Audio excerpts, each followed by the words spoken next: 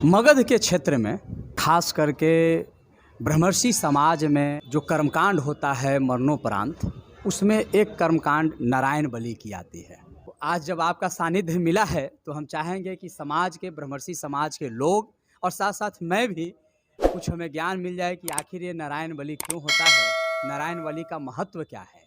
मेरे यहाँ जो अपना देश है संस्कार का देश है, अनंत संस्कार हैं। सारे संस्कार 16 संस्कार में समाहित है। 16 संस्कार के बीच में एक श्राद्ध संस्कार भी है जो मरणोपरांत होते हैं, जिसको और देहिक क्रिया कहते हैं। और देहिक क्रिया के बीच में नारायण बलि की चर्चा आई है। नारायण बलि श्राद्ध अति पावन श्राद्ध है। नारायण अंते नारायण स्मृति अंते नारायणो गति। धर्मशास्त्रों में बतलाया है कि संपूर्ण जीवन का तप यही है कि अंत अवस्था में जिस समय देहावसान होता हो, उस समय कफ पीत वायु घेर लेते हैं और उनका बड़ा ही प्रभाव होता है शरीर पर। तो उस अवस्था में नारायण की स्मृति होवे, क्योंकि बतलाया गया है अंते या मति ही सा गति। अंत में जैसी मति होती है वैसे ही गति मिलती है, गति को प्राप्त करते हैं। मेरे यहाँ भरत प्रसंग में, जड़ भरत प्रसंग में चर्चा आती है कि एक बड़े राजा थे, ऋषभ देव के भरत।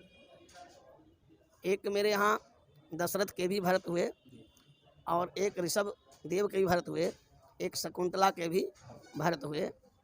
तो मेरे यहाँ ज़्यादा प्रामाण्य मिलते हैं ऋषभ देव के भरत से। यह देश भारत वर्ष पड़ा, तो इस देश का नाम भारत वर्ष पड़ा। ऐसे बड़े ही तेजस्वी भरत थे जिन्होंने राज सत्ता को सौंप कर अपने विशिष्ट व्यक्ति के विशिष्ट पात्र को देकर वनगमन का संकल्प लिया। और वनगमन के बीच में मृग मोह हो गया और मृग मोह होने से उनकी योनि भी मृग की मिल गई। तो अंत में जैसी उनकी मति हुई वैसे ही गति मिली, वैसा शरीर मिल गया। तो धर्मशास्त्रों में बतलाया कि अंते जा मति सा गति। अंत अवस्था में जैसी मति होती है वैसी गति मिलती है। तो नारायण अंत अवस्था में भी स्मरण में रहें, वाणी में रहें, विचार में रहें, तो नारायण की प्रतीक्षा करते हैं संपूर्ण जीवन में। तो नारायण बलि श्राद्ध अपने यहाँ बड़ी पावन श्राद्ध हैं। नारायण बलि किसी अवस्था में किए जाते हैं, चाहे गर्भोत्पत्ति का अभाव हो, गर्भस्राव हो जाता हो, अनेक बाधाएं आती रहती हों, इन अवस्थाओं में भी नारायण बलि की विशेषता बतलाई गई है। पर अन्य उपाय भी हैं इन सब अवस्थाओं में। पर देहावसान के बाद नारायण बलि ही एक उपाय है, अन्य उपाय नहीं बतलाए गए हैं। इससे पूर्व व्यवस्था थी वृक्षोत्सर्ग की। सांड छूटते थे, बछिया छूटती थी देहावसान के बाद दाह संस्कार से 11वें दिन। लेकिन सामाजिक बौद्धिक विचार मलिन होने से, बिगड़ने से धर्मशास्त्रों में खोजा गया और कोई उपाय। सांड तो विचरता हुआ देव नंदी माने जाते हैं अपने यहाँ। जिस क्षेत्र में वह गुजरते हैं वह क्षेत्र बड़ी समृद्ध माना जाता है।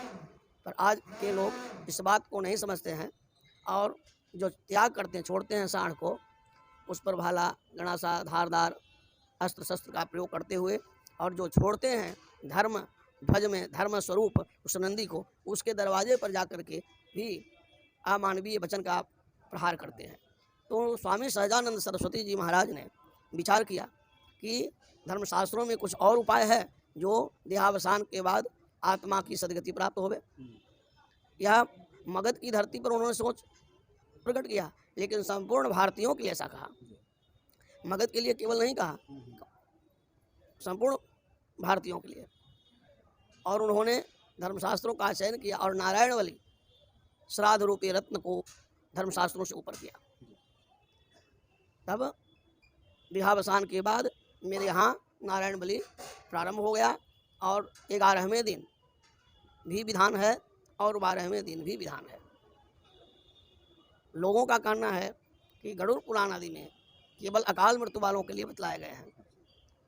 अब अकाल मृत्यु का विश्लेषण इस रूप में सुने समझें कि असामयिक मृत्यु और अकाल मृत्यु दोनों अलग अलग मृत्यु हैं।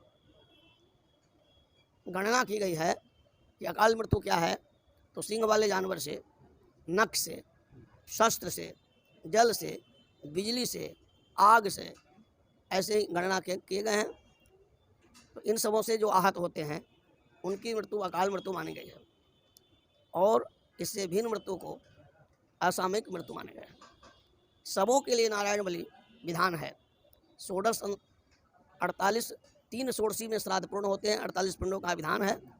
यदि नारायण बलि श्राद्ध नहीं करते हैं तो वो श्राद्ध को अपूर्ण माना जाता है, और सारे श्राद्धों को करते हैं, नारायण बलि को करते हैं पूर्ण माना जाता है। यदि करने में असमर्थ हैं सारे श्राद्धों को, तो केवल नारायण बलि श्राद्ध करते हैं तो सारे श्राद्ध पूर्ण माने जाते हैं। सारे श्राद्ध करने के बावजूद भी यदि नारायण बलि नहीं होते हैं तो अपूर्ण माने जाते हैं। इसलिए नारायण बलि के विषय में श्री स्वामी जी ने विशेष बल दिया है नारायण बलि के विषय में।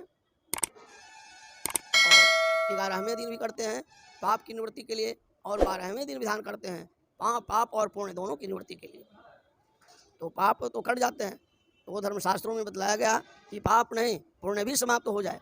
पाप लोहे की बेड़ियाँ हैं तो पुण्य भी सोने की बेड़ियाँ हैं, दोनों बेड़ियाँ ही हैं। इसलिए मोक्ष के लिए पाप और पुण्य दोनों ईश्वर को, सुकर्म और कुकर्म, कुकर्म और सुकर्म दोनों ईश्वर को समर्पण करना ही मुक्ति है, मोक्ष है, सदगति है।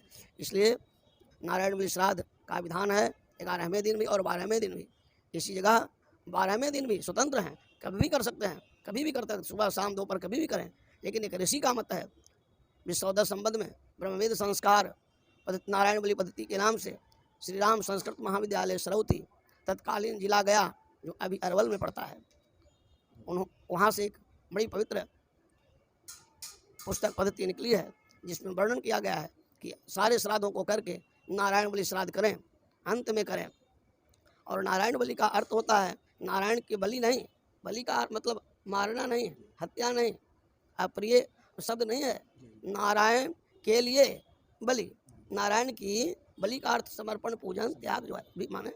नारायण नस्य बलि नहीं, नारायणाय बलि, नारायण के लिए बलि, नारायण की प्रीति के लिए बलि, नारायण के प्रीति के लिए पूजन, नारायण के प्रीति के लिए त्याग, यही है नारायण बलि। चतुर्थी तदर्थार्थ बलहित सुख रक्षित, ये महर्षि पाणिनि का सूत्र है।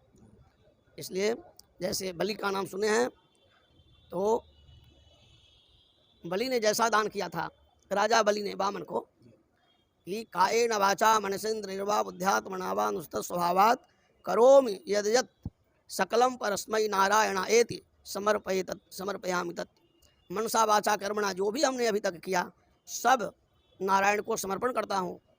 यही है, यही बलि, जैसे बलि समर्पण कर दिया था ऐसे ही मैं भी समर्पण करता हूँ। यही है, मैंने बलि इव दानम, बलि इव दानम का अर्थ हुआ बलिदान। बलि के जैसा दान, वह बलि का नाम, वह जो राजा बलि थे उस बलि का नाम आता है त्याग में, पूजन में। इतने महान समर्पण में, इतने महान दानी थे राजा बलि कि बार बार पूजन में बलि का नाम आ जाता है। क्या कर रहे हो? नारायण बलि। बलि का मतलब जैसे बलि ने किया था वैसे बलि, ये नारायण बलि।